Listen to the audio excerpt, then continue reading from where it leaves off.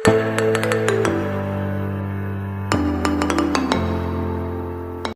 बच्चों कैसे हैं आप। आज हम जो वीडियो लाए हैं वो भौतिकी प्रैक्टिकल के प्रयोग जो हम एक्सपेरिमेंट करने हैं उसके अनुभाग ए से कौन कौन से हम एक्सपेरिमेंट एससीईआरटी एनसीईआरटी ने अलॉटेड किए हैं वो करने हैं।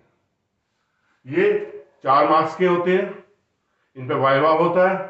तो इनमें से आपको अनुभाग ए से आपके 6 एक्सपेरिमेंट है, तो आपको 6 प्रयोगों में से 4 प्रयोग मिनिमम आपको प्रैक्टिकल फाइल में करने हैं और लेबोरेटरी में परफॉर्म करने हैं।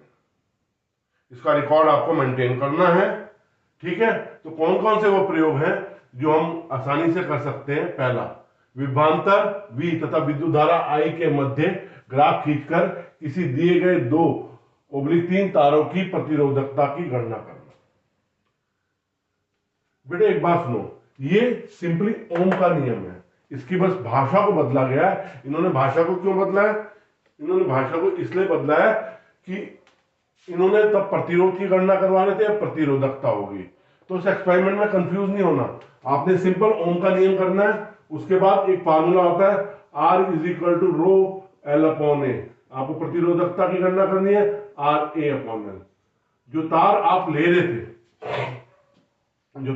ले रहे थे उसकी लंबाई की गणना कर लो और उस तार की त्रिज्या की गणना कर लो पेंचमापी से। तो इस तरह आप प्रतिरोधकता की गणना कर लेंगे। इसके लिए मैं एक नई वीडियो आपको बना के अवेलेबल करा दूंगा। दूसरा, मीटर सेतु का प्रयोग करके दिए गए तार मानक प्रतिरोध के प्रतिरोध की गणना। ये सिंपल एक्सपेरिमेंट मीटर सेतु का, ये इसका लिंक मैं आपको दे दूंगा इसी वीडियो में प्रैक्टिकल्स का। तो मीटर सेतु की सहायता से तार मानक प्रतिरोध क्या होता है, जो स्टैंडर्ड रजिस्टर होता है, इनके प्रतिरोध की गणना करना। ये सिंपल एक्सपेरिमेंट है, आपको वीडियो अवेलेबल है। मीटर सेतु की सहायता से प्रतिरोधों के श्रेणी क्रम संयोजन का सत्यापन करना, या मीटर सेतु की सहायता से प्रतिरोधों के समांतर क्रम संयोजन का सत्यापन करना। देखो, जैसे आपने इस मीटर सेतु से सिंपल प्रतिरोध की गणना करी है, अब आपको 2 प्रतिरोध मिलेंगे। 2 प्रतिरोध जो मिलेंगे, आप पहले उनकी अलग अलग मान निकालेंगे, फिर उन्हें श्रेणी क्रम में जोड़ेंगे, मान निकालेंगे, और सिंपल आपका जो सूत्र होता है उस सूत्र को प्रयोग करके RS = क्या होता है R1 + R2 कैलकुलेट करेंगे, गणितीय रूप में कैलकुलेट करेंगे, और जो आपका प्रैक्टिकल से मान आया उसको कैलकुलेट करेंगे। ये दोनों अगर बराबर आते हैं तो आपका प्रैक्टिकल वेरीफाई हो जाएगा। इसी तरह मीटर सेतु की सहायता से प्रतिरोधों के समांतर क्रम संयोजन का सत्यापन करना।